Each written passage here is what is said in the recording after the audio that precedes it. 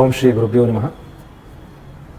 ಭಾರತೀಯ ಧರ್ಮ ಸಂಸ್ಕೃತಿಯನ್ನು, ಹಿಂದೂ ಸನಾತನ ಸಂಸ್ಕೃತಿಯ ಭವ್ಯ ಪರಂಪರೆಯನ್ನು, ಸನಾತನ ಸಂಸ್ಕೃತಿಯನ್ನು ಅನಾದಿ ಕಾಲದಿಂದಲೂ ಭಾರತೀಯರು ಶ್ರದ್ಧಾ ಭಕ್ತಿ ನಿಷ್ಠೆಯಿಂದ ಭಗವಂತನ ಮೇಲೆ ನಂಬಿಕೆ ಇಟ್ಟು ಅನೇಕ ದೇವಾಲಯಗಳನ್ನು, ಧರ್ಮಕ್ಷೇತ್ರಗಳನ್ನು, ಧಾರ್ಮಿಕ ಕೇಂದ್ರಗಳನ್ನು, ಯಾತ್ರೆಗಳನ್ನ ಮಾಡ್ತಾ ರಕ್ಷಣೆ ಮಾಡಿಕೊಂಡು ಪ್ರೋತ್ಸಾಹ ಮಾಡಿಕೊಂಡು ತಮ್ಮ ತಮ್ಮ ಜೀವನವನ್ನು ಸುಖಮಯ ಮಾಡಿಕೊಂಡನ್ನು ನಾವು ನಮ್ಮ ಭಾರತೀಯ ಇತಿಹಾಸ ಪರಂಪರೆಯಲ್ಲಿ ತಿಳ್ಕೊಂಡಿದ್ದೇವೆ.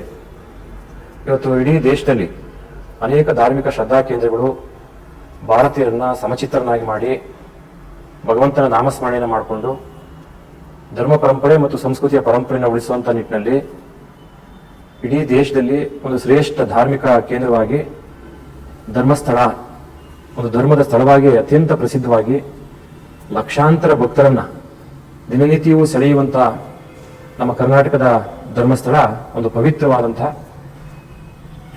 ಕ್ಷೇತ್ರ. ಈ ಕ್ಷೇತ್ರಕ್ಕೆ ಬಹಳಷ್ಟು ಸಂಖ್ಯೆಯಲ್ಲಿ ಭಕ್ತರಿದ್ದಾರೆ.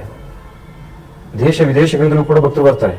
ಅದರಲ್ಲೂ ವಿದೇಶ ಭಕ್ತರು ಕೂಡ ಧರ್ಮಸ್ಥಳದ ಮಂಜುನಾಥನ ದರ್ಶನ ಮಾಡಿ ನೇತ್ರಾವತಿಯಲ್ಲಿ ಮಿಂದು ಅವರ ಜೀವನವನ್ನು ಪಾಲನ ಮಾಡ್ಕೋಬೇಕು ಅನ್ನೋ ಒಂದು ಧಾರ್ಮಿಕ ಶ್ರದ್ಧೆಯನ್ನು ಇಟ್ಕೊಂಡಿದ್ದಾರೆ. ನಾವು ಭಾರತೀಯರು, ಅದರಲ್ಲೂ ವಿಶೇಷವಾಗಿ ಕನ್ನಡಿಗರು, ಈ ಒಂದು ಧರ್ಮಸ್ಥಳ ಅತ್ಯಂತ ಪವಿತ್ರವಾದದ್ದನ್ನ ಮಹಾ ಷಡ್ಯಂತ್ರಗಳನ್ನ ಮಾಡೋದ್ರ ಮೂಲಕ ಆ ಧಾರ್ಮಿಕ ಪರಂಪರೆಗೆ, ಆ ಒಂದು ಧಾರ್ಮಿಕ ಕ್ಷೇತ್ರಕ್ಕೆ ಅನೇಕ ರೀತಿಯ ಅಪಚಾರವನ್ನು ಎಸಗುವಂತಹ ಕುಕೃತ್ಯಗಳನ್ನ ಮಾಡ್ತಾ ಇರೋದು ನಾವೆಲ್ಲರೂ ಕೂಡ ಗಮನಿಸಿದ್ದೀವಿ.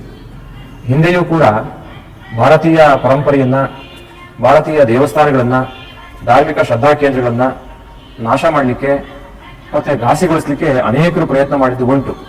ಆ ಎಲ್ಲ ಪ್ರಯತ್ನಗಳನ್ನ ವಿಫಲಗೊಳಿಸಿ ಇವತ್ತು ಭಾರತೀಯ ಧರ್ಮ ಪರಂಪರೆ, ಧಾರ್ಮಿಕ ಸ್ಥಳಗಳು ಗಟ್ಟಿಯಾಗಿ ಸುಸ್ಥಿರವಾಗಿ ನಿಲ್ಲುವಂಥ ಸಂದರ್ಭದಲ್ಲಿ ಕೆಲವರು ವಿಶೇಷವಾಗಿ ನಾವೆಲ್ಲ ಕೇಳುವ ಹಾಗೆ ಬೇರೆ ಬೇರೆ ಮೂಲದಿಂದ ಹಣವನ್ನು ಪಡ್ಕೊಂಡು ಆ ಧರ್ಮಸ್ಥಳದ ಆ ಒಂದು ಪಾವಿತ್ರತೆಯನ್ನ ವಿನಾಕಾರಣ ಹಾಳು ಮಾಡಬೇಕು, ಅಲ್ಲಿಗೆ ಭಕ್ತರು ಹೋಗೋದನ್ನ ಕಡಿಮೆ ಮಾಡಬೇಕು ಅಂತೇಳಿ ಒಂದು ದುಷ್ಕೃತ್ಯವನ್ನ ಸಂಚಲನ ಮಾಡ್ತಾರಂತ ನಾವೆಲ್ಲ ಗಮನಿಸಿದೀವಿ. ಪದೇ ಪದೇ ಆ ಒಂದು ಧಾರ್ಮಿಕ ಕ್ಷೇತ್ರದ ಬಗ್ಗೆ ಸುಳ್ಳು ಪ್ರಚಾರವನ್ನು ಮಾಡೋದ್ರ ಮೂಲಕ ಜನರಲ್ಲಿ, ಮಂಜುನಾಥನ ಭಕ್ತರಲ್ಲಿ, ಧರ್ಮಸ್ಥಳಕ್ಕೆ ಹೋಗುವಂತ ಯಾತ್ರಾರ್ಥಿಗಳಲ್ಲಿ ಒಂದು ತಪ್ಪು ಭಾವನೆಯನ್ನು ಮೂಡಿಸುವಂತ ಕೆಲಸವನ್ನು ಮಾಡುವಂತ ಸಂದರ್ಭದಲ್ಲಿ ನಾವು ಇಡೀ ಜಗತ್ತಿಗೆ ಮಾನವತೆಯನ್ನ, ಸಂಸ್ಕೃತಿಯನ್ನ, ಪರಸ್ಪರ ಪ್ರೀತಿ ವಿಶ್ವಾಸಗಳನ್ನ, ಧಾರ್ಮಿಕ ಶ್ರದ್ಧೆಯನ್ನು ತಿಳಿಸಿದಂಥವ್ರು ನಾವು ಬಹಳ ಜಾಗರೂಕತೆಯಿಂದ ನಡ್ಕೋಬೇಕಾಗುತ್ತೆ. ಅಂತಹ ಅಪಪ್ರಚಾರಗಳಿಗೆ ಕಿವಿಗೊಡಬಾರದು. ಏನೇ ಇದ್ರೂ ಅದಕ್ಕೆ ಸರ್ಕಾರ ಮತ್ತು ಪೊಲೀಸ್ ತನಿಖೆಗಳನ್ನ ಮಾಡ್ತಾ ಇದ್ದಾರೆ. ಆ ತನಿಖೆಗೆ ಅಡ್ಡ ಹಾಕೋದು, ತನಿಖಾಧಿಕಾರಿಗಳ ಮೇಲೆ ಅಪಪ್ರಚಾರ ಮಾಡುವಂಥದ್ದು, ಇವೆಲ್ಲವೂ ಕೂಡ ಷಡ್ಯಂತ್ರ ಅಂತೇಳಿ ನಾವು ಭಾವಿಸಬೇಕಾಗುತ್ತೆ. ಇವತ್ತು ಇಡೀ ನಾಡಿನ ಜನರು ಎಷ್ಟೇ ಅಪಪ್ರಚಾರ ಮಾಡಿದ್ರು ಕೂಡ ಧರ್ಮಸ್ಥಳದ ಬಗ್ಗೆ, ಆ ಧಾರ್ಮಿಕ ಕ್ಷೇತ್ರದ ಬಗ್ಗೆ, ಆ ಪಾವಿತ್ರ್ಯದ ಬಗ್ಗೆ ಯಾವುದೇ ದುಷ್ಕೃತ್ಯಗಳಿಗೆ ಬಲಿಯಾಗದೆ, ಅಪಪ್ರಚಾರಗಳಿಗೆ ಕಿವಿ ಕೊಡದೆ ಆ ಧಾರ್ಮಿಕ ಕ್ಷೇತ್ರವನ್ನ ಸದಾ ದರ್ಶನ ಮಾಡ್ತಾ, ಮಂಜುನಾಥನ ದರ್ಶನ ಮಾಡ್ಕೊಂಡು ಬರ್ತಾ ಇರೋದನ್ನು ಕೂಡ ನಾವು ನೋಡ್ತಾ ಇದ್ದೇವೆ. ಈ ಸಂದರ್ಭದಲ್ಲಿ ಇಡೀ ದೇಶದ ಧಾರ್ಮಿಕ ಕೇಂದ್ರಗಳನ್ನ ಸುಸ್ಥಿರವಾಗಿ ನಿಲ್ಲಿಸಬೇಕು, ಕಟ್ಟಬೇಕು ಅನ್ನೋದು ಎಲ್ಲ ಪೂಜ್ಯರ ಮತ್ತು ಹಿರಿಯ ಸಾಧು ಸಂತರ ಒಂದು ಮಹತ್ವಾಕಾಂಕ್ಷೆ. ಅದರಲ್ಲೂ ಧರ್ಮಸ್ಥಳ ಜನಸಾಮಾನ್ಯರಿಗೆ ಒಂದು ಅತ್ಯಂತ ಪವಿತ್ರವಾದಂತಹ ಧಾರ್ಮಿಕ ಸ್ಥಳ ಆಗಿದೆ. ಕಷ್ಟ ಕಾರ್ಪಣ್ಯಗಳಿಗೆ ಧರ್ಮಸ್ಥಳಕ್ಕೆ ಹೋಗಿ ಮಂಜುನಾಥನ ದರ್ಶನ ಮಾಡ್ಕೊಂಡು ಬಂದ್ರೆ ಅವರ ಕಷ್ಟ ಪರಿಹಾರ ಆಗುತ್ತೆ ಅನ್ನೋ ಒಂದು ಪ್ರಬಲವಾದ ನಂಬಿಕೆಯನ್ನ ಜನಸಮುದಾಯ ಇಟ್ಕೊಂಡಿದೆ. ಗ್ರಾಮದಲ್ಲಿ ನಡೆಯುವಂತ, ಹಾಗೆ ಮನೆಯಲ್ಲಿ ನಡೆಯುವಂತ ಯಾವುದೇ ಧಾರ್ಮಿಕ ಕಾರ್ಯಕ್ರಮಗಳಿಗೆ ಧರ್ಮಸ್ಥಳದ ಮಂಜುನಾಥನಿಗೆ ಒಮ್ಮೆ ಹೋಗಿ ದರ್ಶನ ಮಾಡ್ಕೊಂಡು ಬಂದಿರೋದು ಕೂಡ ಉಂಟು. ವಿಶೇಷವಾಗಿ ಧರ್ಮಸ್ಥಳದ ಕಾವಂದರು, ಅಲ್ಲಿನ ಹಿರಿಯರು ಎಷ್ಟು ಅಪರೂಪದ ಕೆಲಸಗಳನ್ನು ಮಾಡ್ತಾ ಇದ್ದಾರೆ ಅಂದ್ರೆ, ಧರ್ಮವನ್ನ ಬೆಳೆಸುವಂಥದ್ದು, ನಂಬಿಕೆಯನ್ನು ಬೆಳೆಸುವಂಥದ್ದು, ಪೂಜೆ ಪುನಸ್ಕಾರಗಳನ್ನು ಮಾಡೋದ್ರ ಜೊತೆಗೆ ಭಕ್ತರ ಮತ್ತು ಸಾರ್ವಜನಿಕರ, ಅದರಲ್ಲೂ ವಿಶೇಷವಾಗಿ ಕನ್ನಡಿಗರ, ಅದರಲ್ಲೂ ವಿಶೇಷವಾಗಿ ಹೆಣ್ಣು ಮಕ್ಕಳ ಆರ್ಥಿಕ, ಸಾಮಾಜಿಕ, ಸಾಂಸ್ಕೃತಿಕ ಸಬಲೀಕರಣ ಆಗಬೇಕು. ಒಂದು ಕಡೆ ಧರ್ಮಶ್ರದ್ಧೆಯೂ ಬೆಳಿಬೇಕು, ಒಂದು ಕಡೆ ಆರ್ಥಿಕ ಶಿಸ್ತು ಕೂಡ ಮೂಡಿ ಬರಬೇಕು. ಹಾಗೆ ಸಾಮಾಜಿಕವಾಗಿ, ಜಾತ್ಯಾತೀತವಾಗಿ, ಧರ್ಮಾತೀತವಾಗಿ ಎಲ್ಲ ಹೆಣ್ಮಕ್ಳ ಕೈಲಿ ಆರ್ಥಿಕ ಶಕ್ತಿಯನ್ನು ಕೊಡಬೇಕು. ಸ್ವಯಂ ಉದ್ಯೋಗ ಅವಕಾಶವನ್ನು ಅವ್ರಿಗೆ ಕಲ್ಪಿಸ್ಕೊಡ್ಬೇಕು. ಅವರ ಮನೆಯ ಬದುಕನ್ನ, ಅವರ ಆರ್ಥಿಕ ಶಿಸ್ತನ್ನ ರೂಢಿಸಿಕೊಳ್ಳಿಕ್ಕೆ ಬೇಕಾದಂತಹ ಒಂದು ಪ್ರಜ್ಞೆಯನ್ನ, ಜಾಗೃತಿಯನ್ನ, ಅದರಲ್ಲೂ ವಿಶೇಷವಾಗಿ ಹೆಣ್ಣುಮಕ್ಕಳಲ್ಲಿ ಉಳಿತಾಯ ಪ್ರಜ್ಞೆಯನ್ನು ಹೆಚ್ಚು ಮಾಡಲಿಕ್ಕೆ ಬೇಕಾದಂತಹ ಒಂದು ವಿಶೇಷವಾದಂತಹ ಒಂದು ಗ್ರಾಮೀಣಾಭಿವೃದ್ಧಿ ಟ್ರಸ್ಟ್ ಅನ್ನು ಕೂಡ ಮಾಡಿಕೊಂಡು ಒಳ್ಳೆ ಕೆಲಸಗಳನ್ನ ಮಾಡೋದನ್ನ ನಾವು ನೋಡಿದ್ದೇವೆ. ಇದರಿಂದ ಅನೇಕ ಹೆಣ್ಣು ಮಕ್ಕಳಿಗೆ ಬಹಳಷ್ಟು ಶಕ್ತಿ ಬಂದಿದೆ.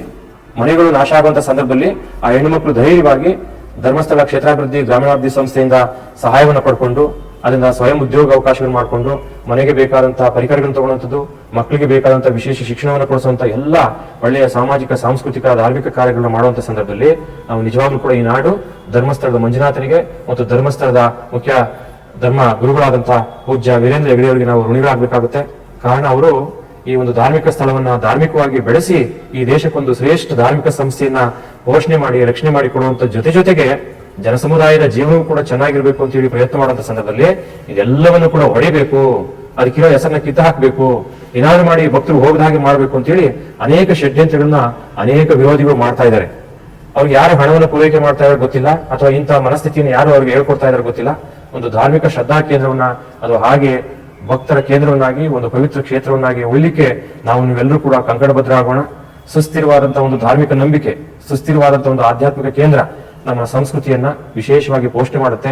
ಕೇವಲ ಭೌತಿಕ ಕಟ್ಟಡಗಳು ಅಷ್ಟೇ ಅಲ್ಲ, ಒಂದು ಧಾರ್ಮಿಕ ಶ್ರದ್ಧೆಯೂ ಕೂಡ ಮನುಷ್ಯನ ಮನಸ್ಸಿನ ಸುಖಕ್ಕೆ ಮತ್ತು ಭೌತಿಕ ಸುಖಕ್ಕೆ ಮತ್ತು ಸಮಚಿತ್ತ ಪ್ರಗತಿಗೆ ಕಾರಣ ಆಗುತ್ತೆ ಅಂತ ಹೇಳ್ತಾ ನಾವೆಲ್ಲರೂ ಗಟ್ಟಿಯಾಗಿ ನಿಲ್ಲೋಣ. ಧರ್ಮಸ್ಥಳದ ಮಂಜುನಾಥನ ಪಾವಿತ್ರತೆಯನ್ನ, ಆ ಧರ್ಮಸ್ಥಳದ ಕ್ಷೇತ್ರದ ಪಾವಿತ್ರತೆಯನ್ನ ಉಳಿಸ್ಲಿಕ್ಕೆ ನಾವು ಕಟಿಬದ್ಧರಾಗೋಣ ಅಂತ ಹೇಳ್ತಾ ಎಲ್ರಿಗೂ ಶುಭ ಕೋರ್ತೇವೆ. ಜೈ ಶ್ರೀ ಗುರುದೇವ್.